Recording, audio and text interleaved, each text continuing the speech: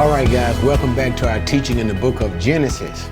Now, the last time we were here in chapter 45, Jacob was finally revealed and reconciled with his brothers again. Remember that it was the second time that they had came to buy food, and it was this time in which they had brought their brother Benjamin along, and Jacob had engineered for his silver cup to be placed in Benjamin's sack. Now, once the whole point is this, so that they could be brought back and brought back before Joseph himself.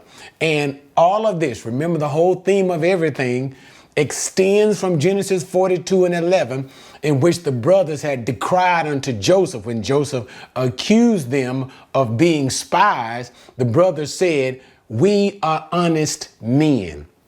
And so therefore, Joseph, in the things that he did, we saw basically three tests being given by Joseph to determine indeed and whether they were truly honest men. First test, he took their brother Simon and he kept them in prison. The second test, when they came back again for the second time with their brother Benjamin, he gave Benjamin a fivefold greater amount of food at the dinner table, in which he honored Benjamin more so than the rest of his brothers, in order that Joseph would sit back and see how the brothers would respond to seeing Benjamin being honored in this fashion, to answer the question in Joseph's mind again. Are you indeed changed men?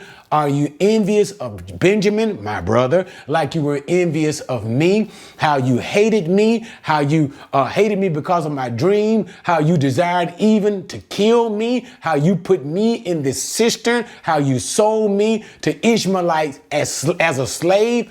Are you indeed changed men? And then the third test that Joseph gave them, as we just got through talking about, was the test of the silver cup, to which he was not only simply testing their honesty, but he was testing whether or not, and we know that Judah did this in the most beautiful way imaginable, would they come to the aid of Benjamin? Because whosever possession the cup was to be found, that one was to be made slave. And it was in whose sack?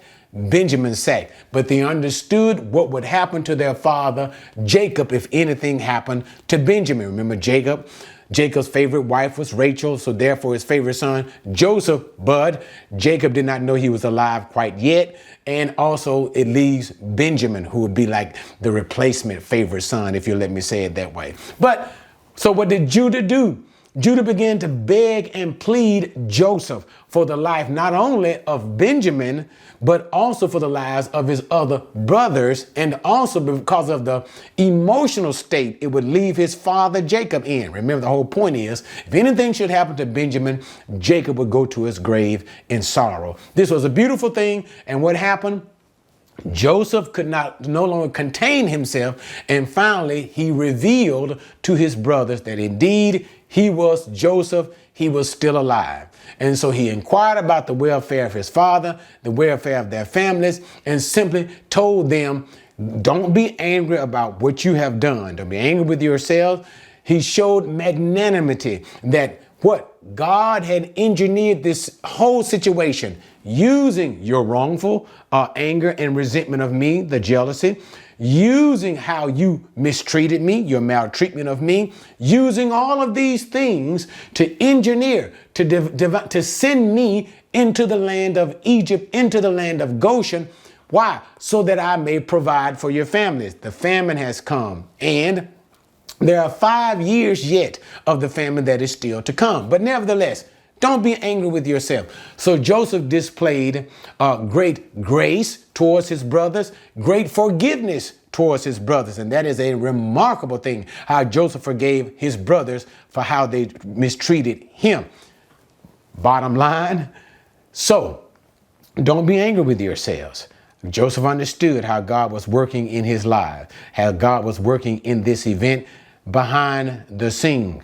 And so he tells his brothers, go and get my father, bring him back to the land of Egypt, show him my glory, show him my riches. And that's what he did by sending him those donkeys with all of the provisions, and the donkeys with the riches of Egypt, right? The wealth of Egypt on there, to prove to his father Jacob that Joseph was in a position that he could provide for his father. So he tells his brothers, go and get my father and bring him to the land of Egypt. But also, too, the brothers had opportunity to stand before the Pharaoh. And the Pharaoh graciously extended the same invitations to his brothers. Remember who the Pharaoh of Egypt is and who is considered to be by the Egyptians, as if he was a god himself. So this is the highest honor and the greatest authority of invitations that you can receive. The brothers get this. They return back to Joseph. So with the provisions of Pharaoh, remember he sends also the wagons with them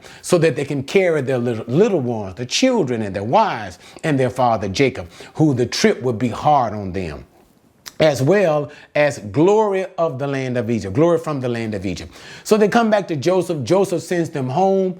He tells them, do not quarrel amongst yourself along the way. The whole point of all of that was simply to say, it's no time to play the blame game. Let's not rehearse the past again. Who's responsible for this? Who did this to Joseph? Who said that to Joseph? Whose fault is all of it? Let's just bury the hatchet. Go get my father, bring him back to me. Don't quarrel. So they did that. They went home. They told Jacob that Joseph was still alive. He was absolutely dumbfounded. He found it hard to believe. But then they began to evidence the fact. Benjamin saying, yeah, Dad, he's still alive. Remember, Benjamin is Joseph's full brother, right? He's still alive. He saw all of the provisions and the wealth of Egypt that Joseph had sent. Remember that? As evidence, not only that he was alive, but also that he was able to provide for him. His heart was lifted, of course, to the highest degree. And now he begins to say to himself, I can die in peace. My son Joseph is alive. So he prepares himself to go down into the land of Egypt. OK, but the whole thing we have to remember is as one of the patriarchs, remember Abraham, Isaac, Jacob. There is always the reservation about going down into the land of Egypt. So let's look back. When it came to Abraham, when God brought him into the land, Genesis chapter 12, into the land of Egypt, into the land of Canaan, and there was a famine that hit the land of Canaan. What did Abraham do? Without consulting God, he went down into the land of Egypt. This ended up in a travesty. He almost lost his wife, Sarah. God had to rescue Sarah from the Pharaoh. All right. And then another time, what happened with Isaac, the father of Jacob? There were issues concerning in the land of Canaan once again. Isaac was again tempted to go down into the land of Egypt. God had to stop him. I believe that's chapter 26. From going down into the land of Egypt and say, do not go down into the land of Egypt. Dwell in the promised land. That is in the land of Canaan. OK, so dwell there. So again, what do we see with both Jacob's father as well as his grandfather? There was always issues about going into the land of Egypt. Now we have this invitation from Joseph to come into the land of Egypt. We have this bad, horrific situation of famine that has struck the land of Canaan, even in the land of Egypt. Has struck Jacob and his descendants. They had to figure out some kind of way of surviving. So we can see his unwillingness, so to speak, of going into, he desires want to go, but unwillingness to go into the land of Egypt. And this is where we get ready to move into chapter 46, where God will begin to intervene in these things. But nevertheless, so as we move into chapter 46, the whole point is Joseph is alive. Jacob has now discovered this. Jacob is preparing to go into Egypt. There is hesitance on the part of Jacob in going into Egypt, but nevertheless, he gets ready to go. All right. With all of that, now let's go into chapter 46. So Israel set out with all that he had and came to Beersheba. And he offered sacrifices to the God of his father, Isaac. God spoke to Israel in visions of the night and said, Jacob, Jacob. He said, here I am. He said, I am God, the God of your father. Do not be afraid to go down to Egypt, for I will make you a great nation there. I will go down with you to Egypt, and I will also surely bring you up again, and Joseph will close your eyes. Then Jacob arose from Beersheba, and the sons of Israel carried their father Jacob and their little ones and their wives in the wagons which Pharaoh had sent to carry him. They took their livestock and their property, which they had acquired in the land of Canaan, and they came to Egypt, Jacob and all his descendants with him, his sons and his grandsons with him, his daughters and his granddaughters, and all his descendants he brought with him to Egypt. All right, so now let's look at this section. So notice, Israel, notice we call once again, and we saw this earlier, the changing of the name of Jacob from Jacob to Israel. Remember, in the place that Jacob himself named Peniel, which means face of God, where Jacob wrestled with God himself, and there God changed the name of Jacob to Israel. And this is to introduce a greatness of Jacob, a changing from the person of Jacob unto the person who Jacob will be. That is Israel, the tribal father of the people of Israel. So there's a sense of exaltation in the name, one who wrestles with God and prevails. But nevertheless, we can't rehash all of that. We see a changing, we see a going back and forth from calling him Israel to calling him Jacob. When you want to talk about Jacob, the person, kind of deal with him as a person himself, zero in on that, the scriptures refer to him as Jacob. When it wants to refer to him from a tribal identity, from the uniqueness that he and his people will become ethnic, unique, chosen by God, and a tribe that will become great, and all of that thing calls him Israel. Okay, so this is what we see that's happening here once again. He leaves with all that he has. We also see the hesitancy. Remember that we talked about earlier with Jacob that was in his mind. Should I leave the land of Canaan? And we understand all of the things that are involved, the famine that's involved and the invitation that's given by my son Joseph. Yay, he's alive, but do I leave Canaan? And so God graciously appears once again to Jacob in visions of the night. And in that, he comforts Jacob's heart to let him know it is now okay to leave the land of Canaan. You don't have to worry about like what happened with your grandfather, Abraham, or what happened with your father, Isaac, the warning that I gave him not to leave. I am giving you permission. Leave the land of Canaan. This is the will of God. So he lets him know that's God's will, as Jacob has come to Beersheba once again. This is where the place, we do recall that Beersheba was the place where his father Isaac was dwelling at this particular place. And this is where he comes. God comes to him in the visions, lets him know. He gives him comfort. He gives him affirmation. It is okay to leave the land of Canaan. Why he worships God one more time in this way, in the land of Canaan, before he leaves. All right. And so God also continues to comfort him and tells him, remember the Abrahamic promise? Part of the Abrahamic promise was to make his seed a great multitude of people. Remember, it would say things like the stars of the sky that no man could number, like the sands by the seashore that cannot be counted. OK, God will fulfill, he lets him know, he will fulfill this part of the Abrahamic covenant when his descendants go down into the land of Egypt. And then he also gives him another word of comfort to let him know that at the time of his death, the son that he loved so much, we keep talking about the Joseph, the favorite son, that this son would be the one who will be with him when he dies. And that's when he uses a euphemistic statement, he'll cover your eyes, okay?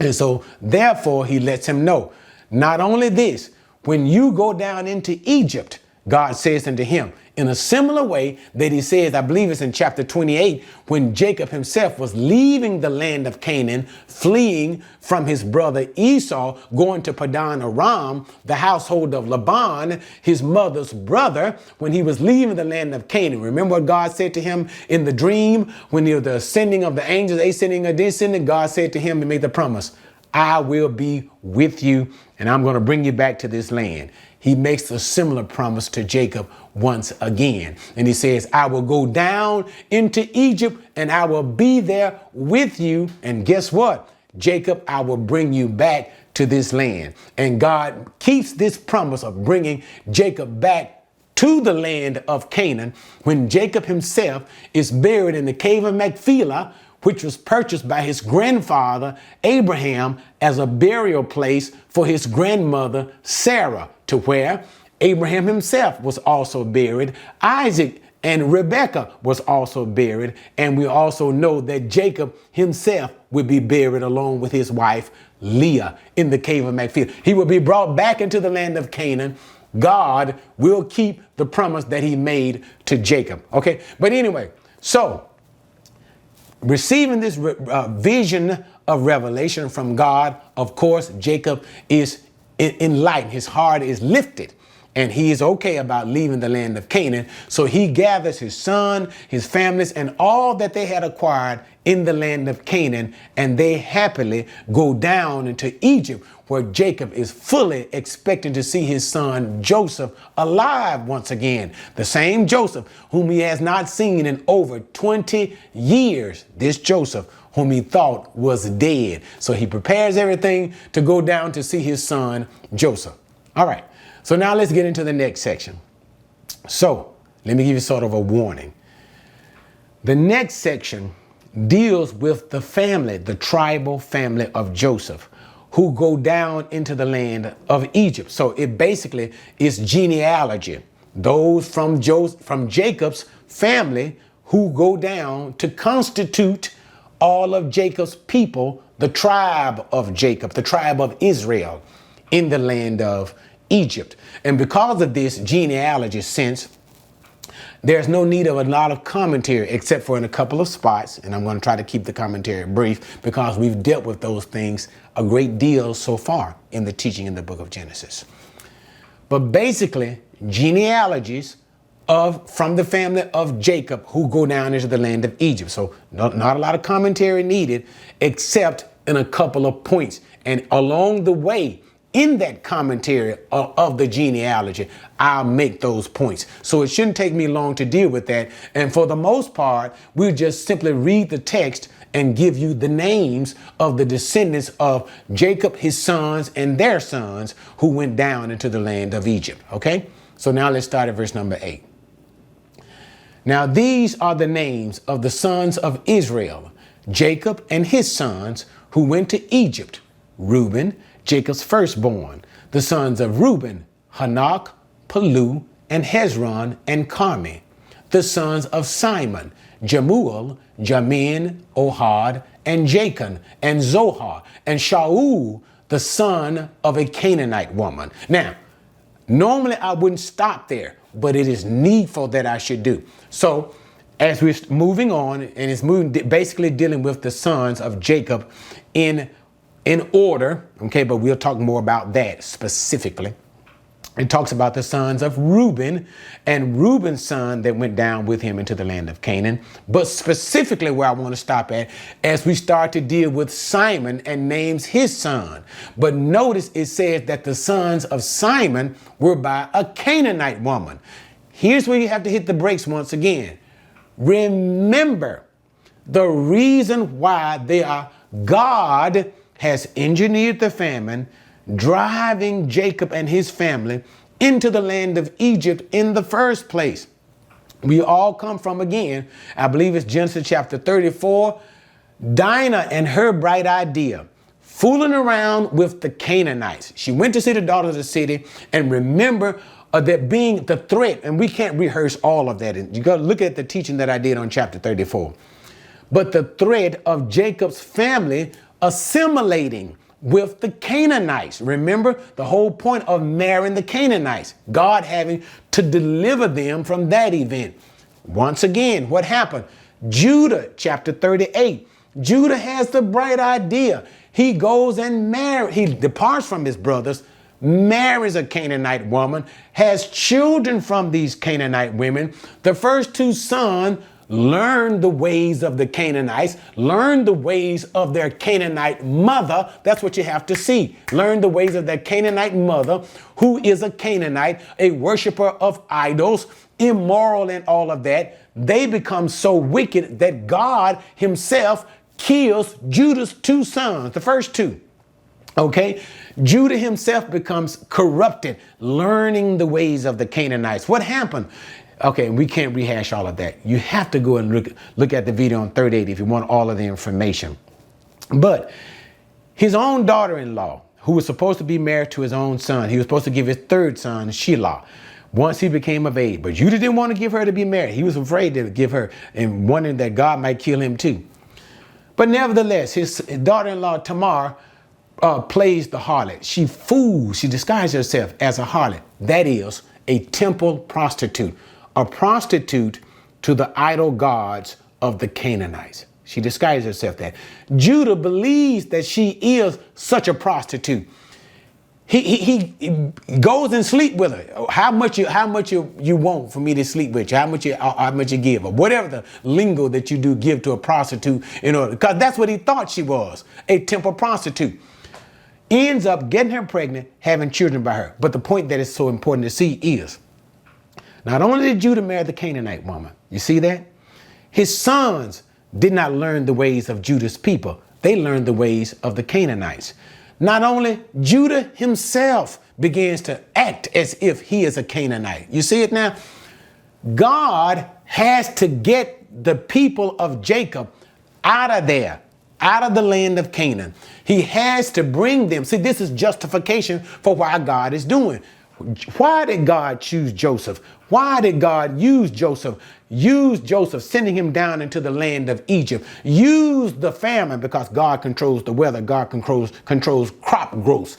Why is God doing all of these things? To get Jacob's people, the chosen people of God, all the way from Genesis chapter 12. Get them out of the land of Canaan. Why?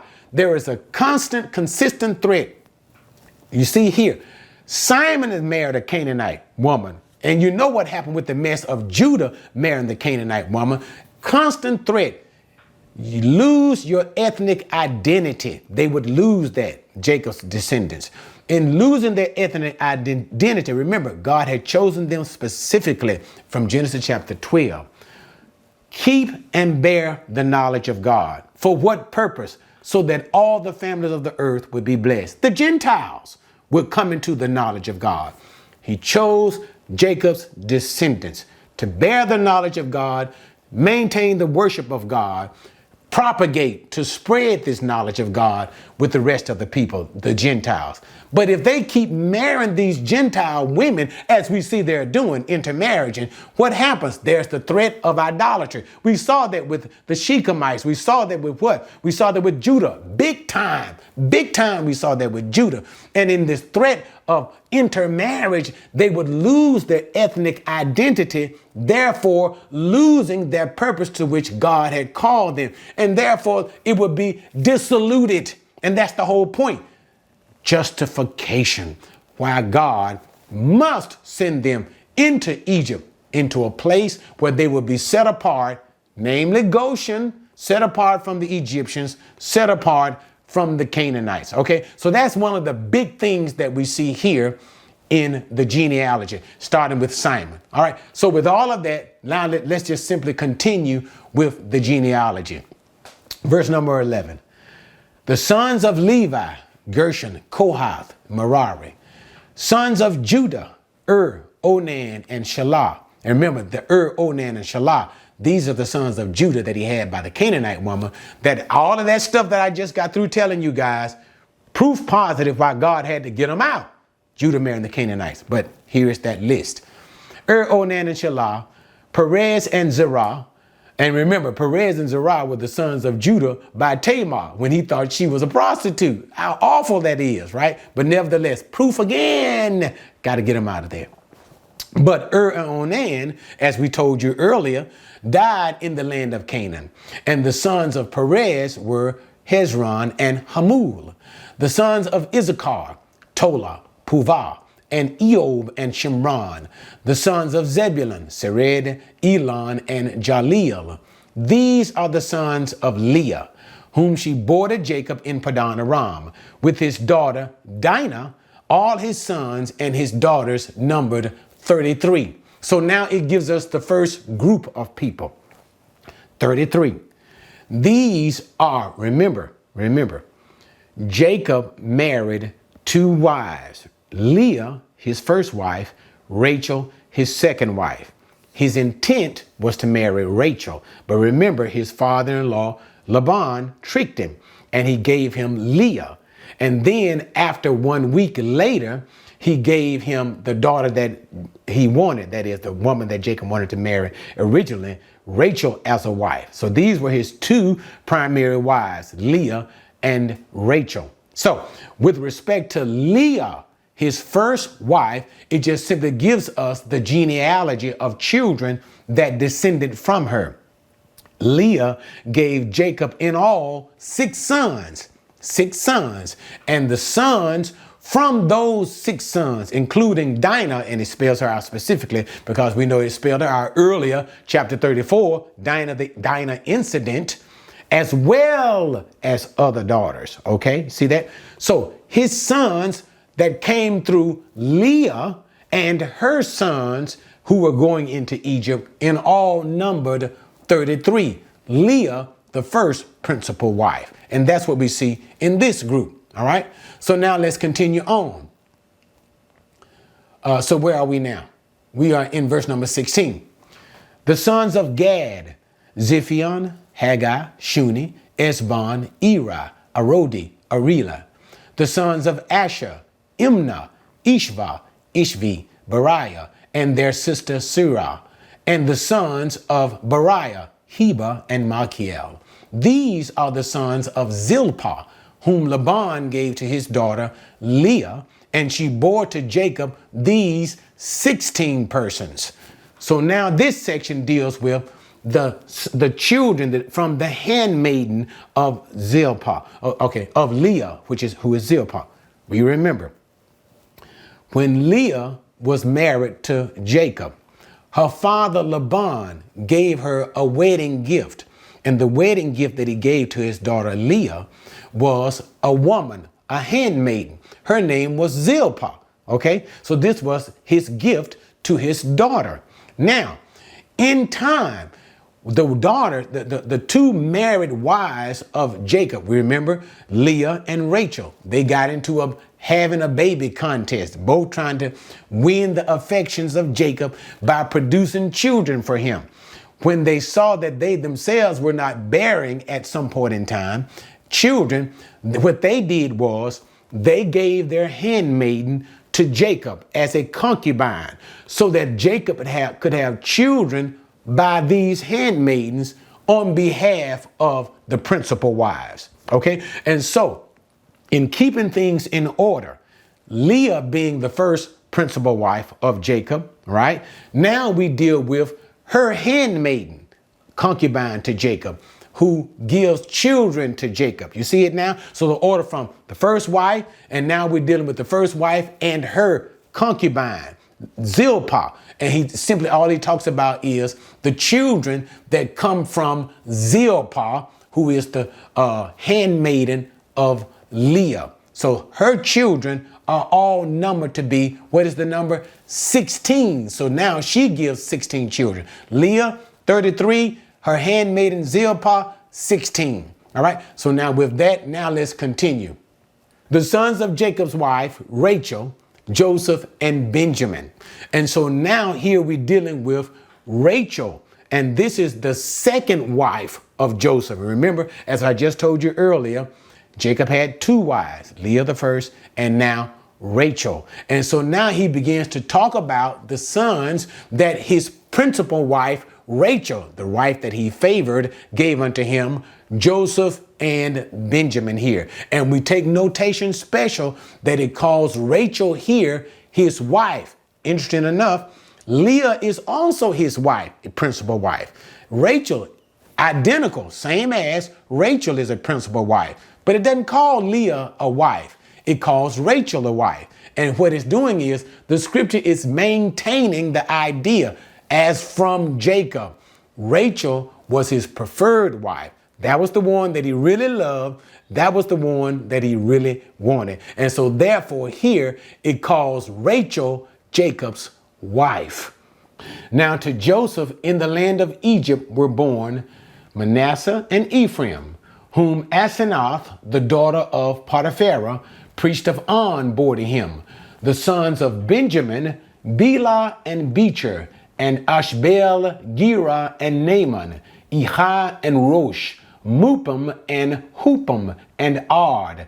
These are the sons of Rachel who were born to Jacob. There were 14 persons in all. And so now it just simply deals with, as it has, the text dealt with Leah and her handmaiden. Okay, that's aside to one group. Now we begin to bring in another group, okay? And it begins with Rachel. And of course, later on, we're going to deal with Rachel's handmaiden, Bilhah. But we're not there yet. But with Rachel having only two sons, we know that she died when Benjamin was born. She called him son of my sorrow, but Jacob renamed him son of my right hand. But nevertheless, the two sons that you have, Joseph and Benjamin. And then it talks about the sons of Joseph. And remember, Joseph's two sons, both of them, Manasseh and Ephraim, were born in the land of Egypt, okay, through the wife that Pharaoh had given from one of his magician clerics, if you'll let me say it that way. Pharaoh had chosen Joseph out a wife because that's how he saw Joseph in this idolatrous sense, the dream interpreter. So he gave Joseph this wife, and Joseph married, of course, was married to her, producing two sons. And then it begins to talk about Joseph's brother, Benjamin. And notice we see in this, and Benjamin was quite fruitful. I think it was 10 sons that Benjamin had. So all in all, the sons that came from Rachel herself were 13 sons, right? 14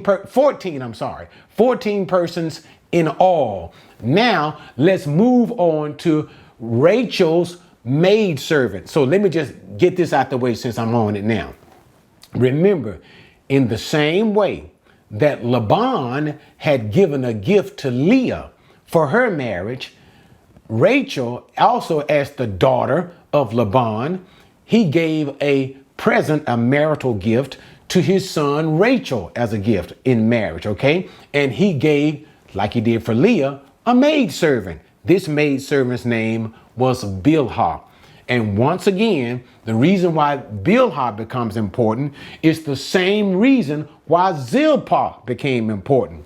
When the two women, that is wives of Jacob, Leah and Rachel, got into this having a baby race in order to make Jacob happy, to make him love them the most. When they got into this baby making contest, when they themselves could not have babies, they used their handmaidens. They gave their handmaidens to Jacob as concubines to produce children on their behalf. And so as Leah did this with Zilpah, and so now we're going to see how Rachel did the same thing with her handmaiden Bilhah, and the children that came directly from Bilhah, as well as the sons of Bilhah. And this is the section that we will see here.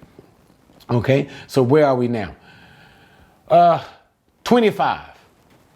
I believe it is. No, 23. The sons of Dan, Hushim, the sons of Naphtali, Jazeel and Guni, and Jazir and Shalim. These are the sons of Bilhah, whom Laban gave to his daughter Rachel, and she bore these to Jacob. There were 7 persons in all. And so I've already explained that. This is how Bilhah, this is the naming of her descendants, Bilhah. Okay, so let's continue. 26.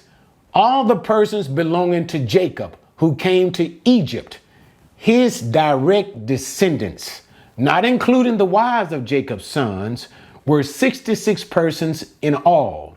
And the sons of Joseph who were born to him in Egypt were 2. All the persons of the house of Jacob and who came to Egypt were 70. Okay, so now we give a consummation, a full count of the number.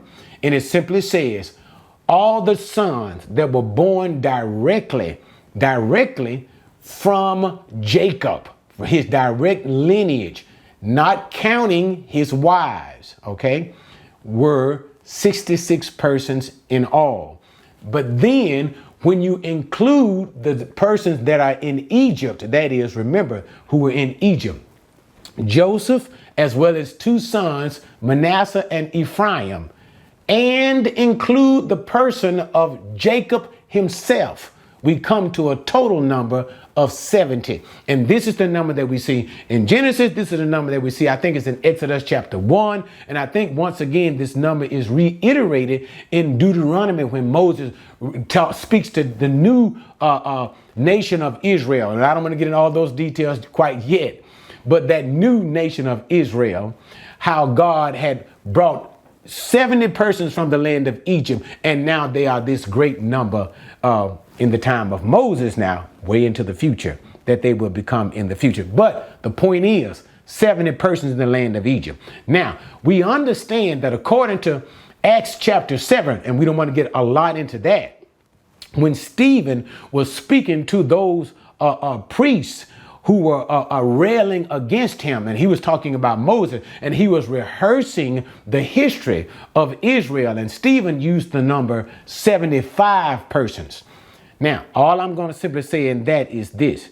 It seems that Stephen got his number from the Septuagint, which is simply a Greek rendering of the Old Testament. So the Greek rendering of the Old Testament. I don't want to deal with all of that right now. And so we'll see a difference in the number of 70 over against 75, the number of the New Testament in Acts chapter 7. But nevertheless, the point that we're stressing here is 70 persons from the tribe of Jacob in all went down into the land of Egypt. Okay, so now let's see where we are now. Verse number 28.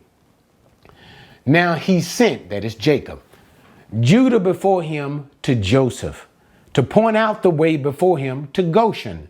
And they came into the land of Goshen.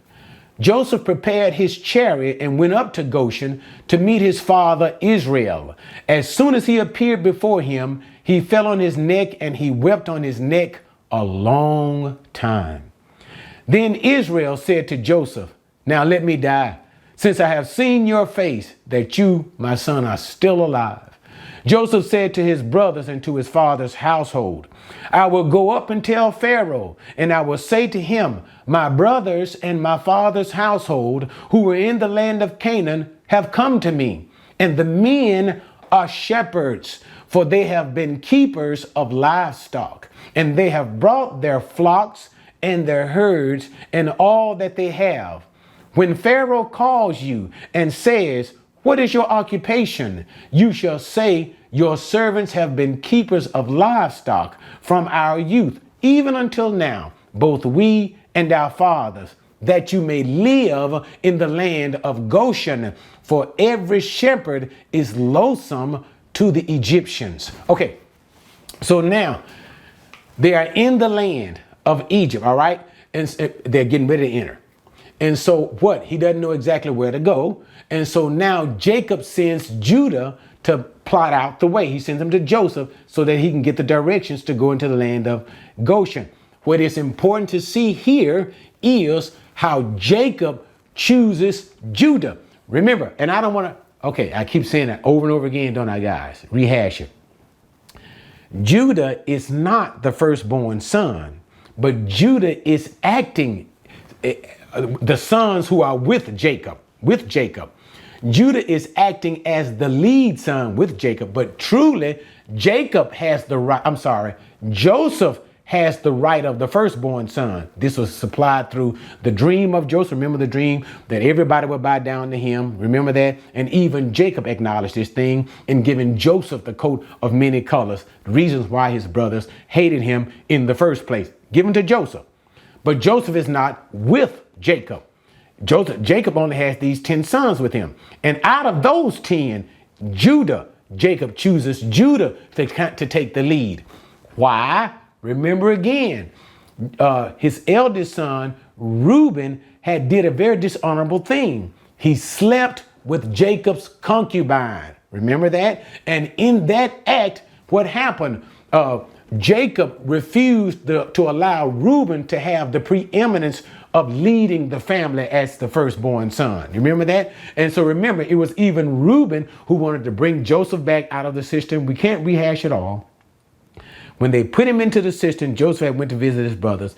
They put him into the cistern. Reuben wanted to bring him back, probably no doubt, to kind of garner some praise from his father.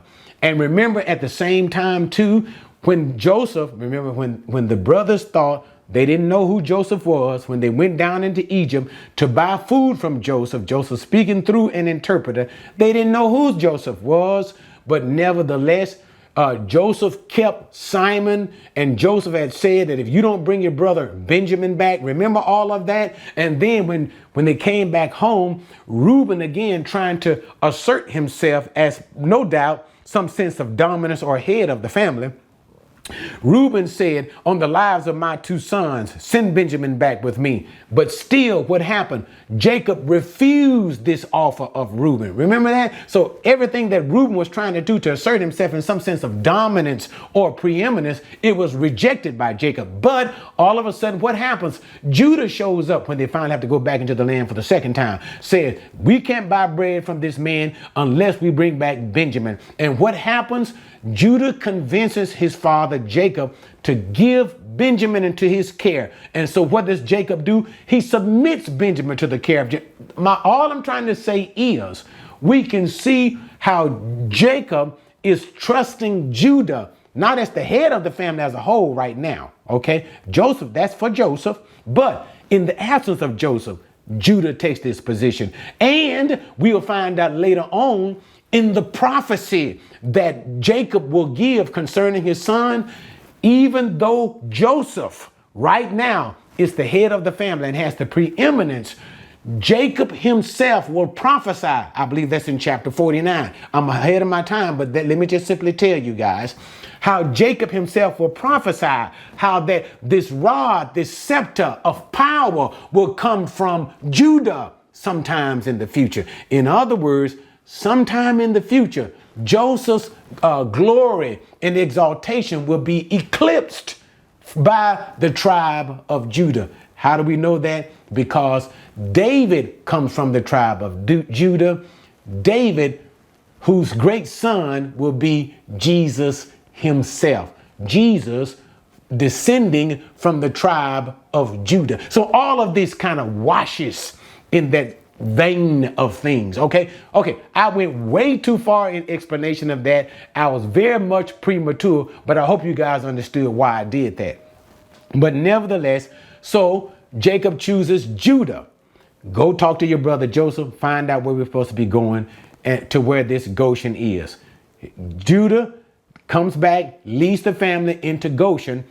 Joseph gets his royal chariot to meet his father, Jacob, in the land of Goshen. And when he sees his father after over 20 years, you can imagine once again how the emotions just bled out of Joseph, and he didn't even try to contain it. Of course, because why? He had been revealed. He's their brother and all. It's revelation.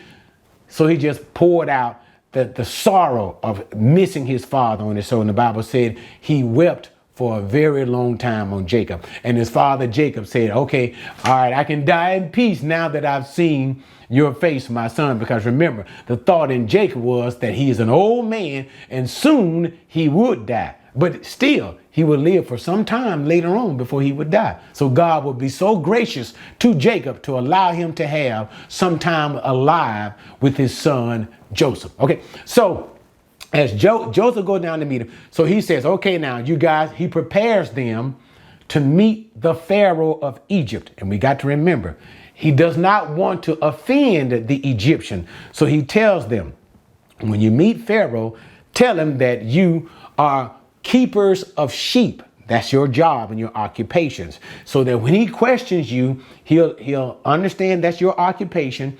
He'll place you in the land of Goshen, because he does not want to offend the Egyptians by calling them shepherds at this time. So he just simply calls them keepers of sheep, okay? Not trying to offend them, even though later on the boys will say something a little bit different. But we're not there yet. That's for the next chapter.